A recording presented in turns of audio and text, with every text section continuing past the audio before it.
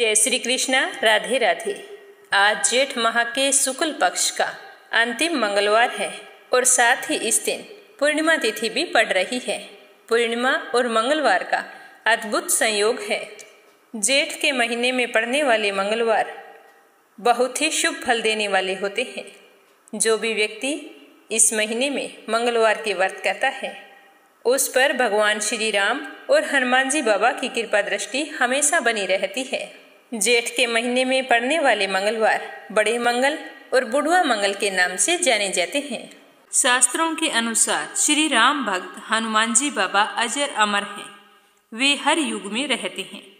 हनुमान जी की पूजा करने से सभी संकट चमत्कारी रूप से समाप्त हो जाते हैं और भक्ति करने वालों को सुख समृद्धि की प्राप्ति होती है। हनुमान जी बाबा की पूजा के लिए मंगलवार का दिन और शनिवार का दिन सबसे अच्छा माना गया है। वे थोड़ी सी ही पूजा से बहुत ही जल्दी प्रसन्न हो जाते हैं और अपने भक्तों के सारे कष्ट दूर कर देते हैं। मंगल दोष, शनि दोष और पितर दोष से मुक्ति पाने के लिए हनुमान जी की पूजा बहुत ही फलदायी होती है। घर में फैली हुई नकारात्मक ऊर्जा एवं बुरी शक्तियां भी हनुमान जी की आराधना करने से दूर हो जाती है। हनुमान जी को मंगलवार के दिन घी और सिंदूर का तिलक लगाएं और शनिवार के दिन तेल और सिंदूर से तिलक करें। तो कहते हैं कि ऐसा करने से घर में सुख समृद्धि और धन वैभव का वास होता है। हनुमान जी बाबा जन्म से ही भगवान श्री राम के अनन्य भगत थे। हनुमान जी ने भगवान श्री राम के हृदय में ऐसी जगह बनाई थी जिसके कारण भगवान श्री राम का सबसे बड़ा भक्त हनुमान जी बाबा ही माने जाते हैं। तो आइए अपने पहले इसी कथा को सुनेंगे। बोलो हनुमान जी बाबा की जय हो। आप भी कमेंट बॉक्स में भगवान श्री राम का और हनुमान जी बाबा का जयकारा अवश्य लगाना, क्योंकि हनुमान जी की पूजा के बिना श्री राम की पूजा नहीं होती और श्री राम की पूजा के हनुमान जी की पूजा के बिना अधूरी रहती है। इसीलिए हमें इनमें से किसी की भी पूजा करनी हो, दूसरे की पूजा करनी अनिवार्य होती है। इसी बात को लेकर एक भजन गाया गया है कि हनुमान ना मिलेंगे श्री राम के बिना, श्री राम ना मिलेंगे हनुमान के बिना। तो आइए इसी सच्ची भक्ति को लेकर आज एक बहुत ही पौराणिक कथा सुनते हैं। कथा के अनुसार एक समय की बात है कि जब भगवान श्री राम का राज्याभिषेक हुआ था तो दरबार में बहुत सारे लोग उपस्थित थे। सभी लोगों को उपहार दिए जा रहे थे और सारे ही बड़े ही प्रसन्न होकर उपहार ले रहे थे। बहुत ही हंसी खुशी का माहौल था। इसी दौरान माता सीता ने अपने प्रिय हनुमान को रत्नों से जड़ी हुई एक बेहद कीमती माला उपहार स्वरूप दी। तो हनुमान जी ने बड़े ही प्रसन्न मन से माला तो उनसे ले ली, लेकिन थोड़ी दूर जाकर बैठ गए और अपने दांतों से उस माला को तोड़ने लगे। सारी माला को तोड़कर उन मोतियों को बड़े ही गौर से देखने लगे। फिर देखते देखते उदास हो गई और एक एक करके हनुमान जी ने सारे मोती फेंक दिए। तो यह दृश्य दरबार में उपस्थित सारे लोग देख रहे थे। सारे आश्चर्य में पड़ गए कि हनुमान जी ऐसा क्यों कर रहे हैं। जिस समय हनुमान जी मोती तोड़कर फेंक रहे थे तो लक्ष्मण जी की नजर हनुमान जी पर पड़ी। तो उनकी ये हरकत देखकर लक्ष्मण को बहुत ही गुस्सा आया। लक्ष्मण ने इस हरकत को भगवान श्री राम का अपमान समझा और जल्दी से भगवान श्री राम के पास गए और जाकर बोले कि हे प्रभु, देखो माता सीता ने हनुमान जी को बहुमूल्य रत्नों की और मोतियों की एक माला दी है और उधर देखो वो क्या कर रहे हैं। सारी माला को कितनी बेरहमी से तोड़ा है और वे एक एक करके सारे मोती फेंक रहे हैं। मुझे तो भैया ये बिल्कुल अच्छा नहीं लगता। तो भगवान श्री राम ने कहा कि हे अनुज, तुम मुझे प्राणों से अधिक प्रिय हो। हनुमान जी ने उन रत्नों को क्यों तोड़ा है यह तो वही जानते हैं। इसीलिए इस जिज्ञासा का उत्तर हनुमान जी से ही मिलेगा, मेरे पास इस बात का उत्तर नहीं है। यह कहकर भगवान श्री राम ने हनुमान जी को आवाज लगाई और पूछा कि तुम इस माला को तोड़कर क्यों फेंक रहे हो, तुम्हारे मन में क्या चल रहा है, हम सब यह जानना चाहते हैं। तो भगवान श्री राम की बात सुनकर हनुमान जी ने हाथ जोड़कर कहा कि हे प्रभु, वो सारी चीजें मेरे लिए बेकार है जिसमें मेरे प्रभु का राम नाम नहीं है। जब माता सीता ने इस हार को मुझे दिया था तो मैंने बहुत ही अमूल्य समझकर लिया था, लेकिन लेने के बाद में मैंने एक एक मोती को बड़े ही गौर से देखा तो इसके अंदर कहीं भी राम नाम नहीं है, तो ये मेरे लिए बेकार थी, इसीलिए मैंने इसे तोड़कर फेंक दिया, क्योंकि मेरे हिसाब से श्री राम के नाम के बिना कोई भी वस्तु मूल्यवान नहीं है, इसीलिए मैंने उसे त्याग देना उचित समझा। तो यह सुनकर भगवान श्री राम को बड़ी ही प्रसन्नता हुई। लेकिन लक्ष्मण ने कहा कि हनुमान, मैं तुमसे एक बात पूछता हूँ, तुम्हारे शरीर पर कहीं पर राम का नाम नहीं लिखा, तो फिर आपने इस शरीर को क्यों रखा है? इस शरीर को त्याग क्यों नहीं देते? तो लक्ष्मण की बात सुनते ही हनुमान जी ने अपने नाखूनों से अपने सीने को चीर दिया और फिर लक्ष्मण जी के साथ साथ दरबार में उपस्थित सभी लोगों को दिखाया कि हनुमान जी के सीने में भगवान श्री राम और माता सीता की बहुत ही सुंदर छवि दिखाई दे रही थी। तो यह घटना देखकर लक्ष्मण जी और वहां पर उपस्थित सारे लोग बड़े ही आश्चर्यचकित हुए और फिर लक्ष्मण ने अपनी गलती के लिए हनुमान जी से माफी मांगी। लखनऊ में बड़े मंगल को बड़े ही धूमधाम से मनाया जाता है। कहा जाता है कि लखनऊ के नवाब शहादत अली खान जब एक बार बीमार हुए थे तो उन्होंने हनुमान जी से मन्नत मांगी थी कि मेरी तबीयत सही हो जाए। तो हनुमान जी की कृपा से उनकी तबीयत एकदम से ठीक हो गई। तो उन्होंने एक बड़े मंदिर का निर्माण करवाया था। यह मंदिर अलीगंज में है। उस मंदिर पर आज भी एक चांद का निशान बना हुआ है। इसे लेकर एक मान्यता यह भी है कि एक जाटमल व्यापारी ने हनुमान जी से मन्नत मांगी थी कि अगर मेरा केसर और इत्र पूरे का पूरा बिक जाए तो मैं हनुमान जी का भव्य मंदिर बनवाऊंगा। तो नवाब वाजिद अली शाह ने केसर बाग बसाने के लिए जाटमल से सारा केसर और इत्र खरीद लिया था, जिसके बाद जाटमल की मन्नत पूरी हुई। फिर उसने कहे अनुसार हनुमान जी का एक बहुत बड़ा मंदिर बनवाया। तब से हर जेठ के मंगल को लखनऊ में बड़ा मंगल मनाया जाने लगा।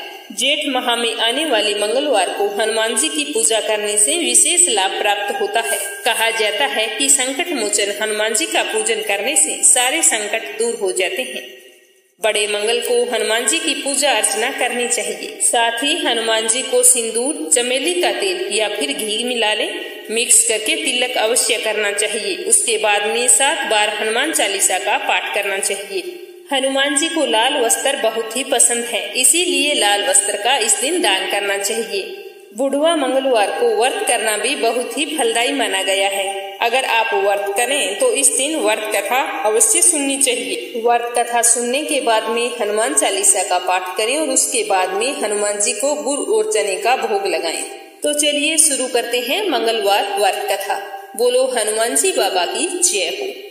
व्यास जी बोले, एक समय नैमिषारण्य तीर्थ में 80,000 मुनि एकत्रित होकर पुराणों के ज्ञाता श्री सूत जी से पूछने लगे कि हे महामुनि, आपने अनेक पुराणों की कथा सुनाई है, अब कृपा करके हमें ऐसा व्रत और कथा बताएं जिनके करने से संतान की प्राप्ति हो तथा मनुष्यों को रोग, शोक, अग्नि, सर्व दुख आदि का भय ना हो, क्योंकि कलयुग में सभी प्राणी अल्पायु है।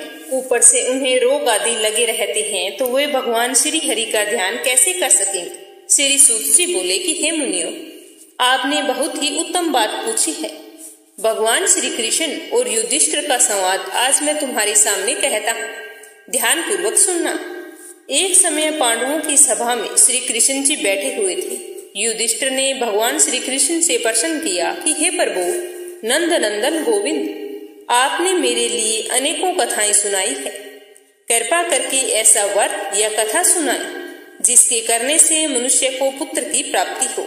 हे प्रभु, बिना पुत्र जीवन व्यर्थ है और बिना पुत्र मनुष्य नरक का भागी होता है तथा पितर ऋण से भी छुटकारा नहीं मिल सकता और न पुनग नामक नरक से उद्धार हो सकता है। अतः पुत्रदायक व्रत बतलाएं। श्री कृष्ण भगवान बोले कि हे राजन, मैं एक प्राचीन इतिहास सुनाता हूँ, सो ध्यान पूर्वक सुनना। कुंडलपुर नामक एक नगर था, उसमें नंदा नाम का एक ब्राह्मण रहता था। भगवान की कृपा से उसके पास सब कुछ था, फिर भी वह बहुत ही दुखी रहता था। दुखी रहने का कारण यह था कि ब्राह्मण के कोई संतान नहीं। ब्राह्मण की पत्नी सुनंदा पतिव्रता नारी थी, भक्ति पूर्वक से हनुमान जी की आराधना करती थी। मंगलवार के दिन व्रत करके अंत में भोजन बनाकर हनुमान जी को भोग लगाने के बाद स्वयं भोजन करती थी। एक दिन मंगलवार के दिन ब्राह्मणी गृह कार्य की अधिकता के कारण हनुमान जी को भोग नहीं लगा सकी तो उसे बहुत ही दुख हुआ। इसी कारण उसने स्वयं भी भोजन नहीं किया। मन ही मन प्रण करके सो गई कि अब तो अगले मंगलवार को हनुमान जी को भोग लगाकर ही अन्न जल ग्रहण करूंगी। ब्राह्मणी रोजाना भोजन बनाती परंतु स्वयं भोजन नहीं करती और मन ही मन श्री हनुमान जी की आराधना करती रहती। इसी प्रकार 6 दिन बीत गए। ब्राह्मणी सुनंदा अपने निश्चय के अनुसार भूखी प्यासी रही। अगले दिन मंगलवार था। मंगलवार को ब्राह्मणी प्रातःकाल जल्दी उठी, नहा धोकर जैसे ही पूजा करने के लिए चली, मूर्छित होकर गिर पड़ी। उसकी भक्ति के प्रभाव से हनुमान जी बहुत ही प्रसन्न हुए और प्रकट होकर बोले कि मैं तेरी भक्ति से प्रसन्न हूँ, तू वर मांग। तो सुनंदा बोली कि हे प्रभु, मेरे कोई संतान नहीं है, कृपा करके पुत्र या फिर कन्या प्रदान कर, तो आपकी अति कृपा होगी। तो हनुमान जी बोले कि जा, तेरी इच्छा पूर्ण होगी, तेरे एक कन्या पैदा होगी जिसके अष्टांग प्रतिदिन सोना दिया करेंगे। इस प्रकार वचन कहकर हनुमान जी अंतर्ध्यान हो गई। ब्राह्मणी बहुत ही खुश हुई और सारे समाचार अपने पति को बताई। तो ब्राह्मण देव कन्या का वरदान पाकर कुछ दुखी हुए, परंतु सोने की बात सुनी तो मन ही मन बहुत प्रसन्न भी हुए। विचार किया कि ऐसी कन्या के साथ तो मेरी सारी गरीबी समाप्त हो जाएगी। तो हनुमान जी की कृपा से वह ब्राह्मणी गर्भवती हुई और 10वें महीने उसने बहुत ही सुंदर पुत्री को जन्म दिया। वह बालिका इस प्रकार बढ़ने लगी जैसे शुक्ल पक्ष का चंद्रमा बढ़ता। 10वें दिन ब्राह्मण ने उस बालिका का नामकरण संस्कार करवाया। उसके कुल पुरोहित ने उस बालिका का नाम रत्नावली रखा, क्योंकि यह कन्या रोजाना सोना प्रदान किया करती थी। इस कन्या ने पूर्व जन्म में बड़े ही विधान से मंगल देव का व्रत किया था। रत्नावली का अष्टांग बहुत सारा सोना देता था। उस सोने से वह ब्राह्मण बहुत ही धनवान हो गया। अब उस सुनंदा ब्राह्मणी को भी बहुत ही अभिमान हो गया। ऐसा करते करते समय बीतता गया। सुनंदा ने देखा कि पुत्री विवाह योग्य हो गई है, तो वह अपने पति ब्राह्मण देवता को अत्यंत प्रसन्न देखकर बोली कि मेरी पुत्री रत्नावली विवाह योग्य हो गई है, अतः आप कोई सुंदर सा योग्य वर देखकर इसका विवाह कर दे, क्योंकि शास्त्रों की आज्ञा है कि 8 वर्ष में गौरी, 9 वर्ष में रोहिणी, 10 वर्ष तक कन्या, इसके बाद रजस्वाला हो जाती है। गौरी दान से पाताल लोक की प्राप्ति होती है, रोहिणी के दान से वैकुंठ की प्राप्ति होती है, कन्या के दान से इस लोक में सुखों की प्राप्ति होती है। अगर हे पतिदेव रजस्वाला का दान किया जाए तो घोर नरक की प्राप्ति होती है।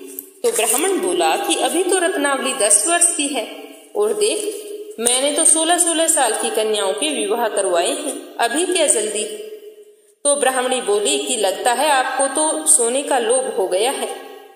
अगर 11वें वर्ष में विवाह नहीं होता है तो उसके मासिक धर्म का रक्त पिता और बड़े भाई को पान करना पड़ता है। शास्त्रों में कहा गया है कि माता पिता और बड़ा भाई रजस्वाला कन्या को देखते हैं तो वे नरकगामी होते हैं। तो ब्राह्मण बोला कि अच्छा, कल ही मैं लड़का देखने के लिए जाऊंगा और अपने दूत को भी भेजूंगा। दूसरे दिन ब्राह्मण ने अपने दूत को बुलाया और आज्ञा दी कि जैसी सुंदर मेरी कन्या है वैसे ही सुंदर वर की तलाश करो। तो दूत ने अपने स्वामी की आज्ञा पाकर पंपाई नगर में एक सुंदर ब्राह्मण के लड़के को देखा। वह बालक देखने में बहुत ही सुंदर था और ब्राह्मण के सारे गुण उस बालक में मौजूद थे। उस बालक का नाम था सोमेश्वर। दूत ने आकर ब्राह्मण को इस लड़के के बारे में बतलाया। ब्राह्मण ने सोमेश्वर को देखकर विधि पूर्वक कन्या दान कर अपने को बहुत ही भाग्यशाली माना। ब्राह्मण के मन में लोभ भी आ गया। उसने विचार किया कि यह लड़की तो अब चली जाएगी, इससे जो मुझे सोना मिलता था वो तो अब नहीं मिलेगा, और जो मेरे पास कुछ धन था वो तो इसकी शादी में खर्च हो गया, और जो थोड़ा बहुत बचा है वो कुछ ही समय में नष्ट हो जाएगा। तो मैंने इसका विवाह करके बहुत ही बड़ी भूल कर दी है। अब मुझे कोई उपाय करना चाहिए जिससे यह लड़की मेरे घर में रहे और ससुराल ना जाए। ब्राह्मण इसी बात पर विचार करते करते रात्रि भर सोया ही नहीं।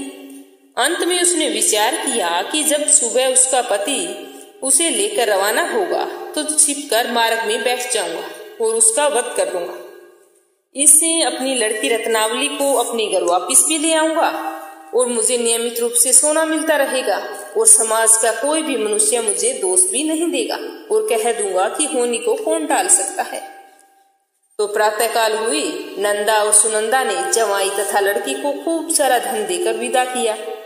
सोमेश्वर अपनी पत्नी रत्नावली को लेकर ससुराल से अपने घर की ओर चल दिया। उधर ब्राह्मण ने महालोभ के वशीभूत होकर सोचा कि मार्ग में दूत द्वारा जवाई को मरवा दूंगा, जिससे मुझे सोना भी मिलता रहेगा, जिससे मैं धनवान ही रहूंगा। तो ब्राह्मण ने सोमेश्वर का वध करवा दिया और थोड़ी देर में अपनी लड़की के पास जाकर विलाप करने लगा कि हे पुत्री, मार्ग में लुटेरों ने तेरे पति का वध कर दिया है। तू अब घर चल, वहां पर रहकर ही अपने शेष जीवन को व्यतीत करना। भगवान की इच्छा के आगे किसी का कोई वश नहीं चलता। जो भाग्य में लिखा होता है वो होकर रहता है, उसे कोई नहीं टाल सकता। अपने पति की अकाल मृत्यु से रत्नावली बहुत ही दुखी हुई और अनेक प्रकार से रुंदन करने लगी और अपने पिता से बोली कि हे पिताजी, इस संसार में जिस स्त्री का पति नहीं है उस स्त्री का जीना व्यर्थ है। मैं अपने पति के साथ ही अपने शरीर को जला दूंगी और सती होकर अपने इस जन्म को, अपने माता पिता के नाम को तथा सास ससुर के यश को सार्थक करूंगी। तो ब्राह्मण अपनी कन्या रत्नावली के ये वचन सुनकर बहुत ही दुखी हुआ और विचार करने लगा कि मैंने तो व्यर्थ में ही जुआई का वध करवाया है, क्योंकि मेरी बेटी तो उसके पीछे अपनी जान तक देने को तैयार है। अब मेरा तो दोनों तरफ से ही मरना हो गया। अब ना तो मुझे ये धन प्राप्त होगा और साथ ही पाप का भागी बनूंगा सो अलग। यह सोचकर वह बहुत ही दुखी हुआ। सोमेश्वर की चिता बनाई गई। सोमेश्वर की पत्नी रत्नावली सती होने की इच्छा से अपने पति की सिर को अपनी गोद में रखकर चिता में बैठ गई। जैसे ही अग्नि लगाई गई वैसे ही मंगल देव प्रसन्न हुए और प्रकट हो गए। प्रकट होकर बोले कि हे रत्नावली, मैं तेरी पति भक्ति से बहुत ही प्रसन्न हूँ, तू वर मांग। तो रत्नावली ने अपने पति का जीवन दान मांगा। मंगल देव बोले कि रतन बाला, तेरा पति अजर है, अमर और महाविद्वान हो जाएगा और जो भी और कोई इच्छा तुम्हारी हो तो वो मांग। तो रतन बाला बोली कि हे ग्रहों के स्वामी, यदि आप मुझ पर इतना ही प्रसन्न हैं तो मुझे यह वरदान दीजिए कि जो आपका मंगलवार के दिन प्रातःकाल लाल फूल लाल चंदन से पूजा करके आपका स्मरण करे, उसको रोग और व्याधि कभी न आए, उसका सब जनों से कभी भी वियोग न हो और सर्प अग्नि अस्त्रुओं का कोई भी भय न रहे। जो स्त्री मंगलवार का व्रत करे वह कभी विधवा न हो। तो मंगल देव तथास्तु कहकर अंतर्ध्यान हो गई। सोमेश्वर मंगल देव की कृपा से जीवित हो गया। रत्नावली अपने पति को पुनः प्राप्त करके बहुत ही प्रसन्न हुई और मंगल देव का व्रत प्रत्येक मंगलवार को करके वर्तराज और मंगल देव की कृपा से इस लोक में नाना प्रकार के सुखों को भोग कर अंत में पति के साथ स्वर्ग लोक हो गई। इस तरह से जो व्यक्ति मंगलवार के व्रत को करता है वह अपने जीवन में समस्त सुखों को पा लेता है। मंगलवार की कथा को पूरा सुनने के लिए आप सभी का बहुत बहुत धन्यवाद। हनुमान जी बाबा आपकी समस्त मनोकामनाएं पूरी करें। जय श्री कृष्णा। राधे राधे।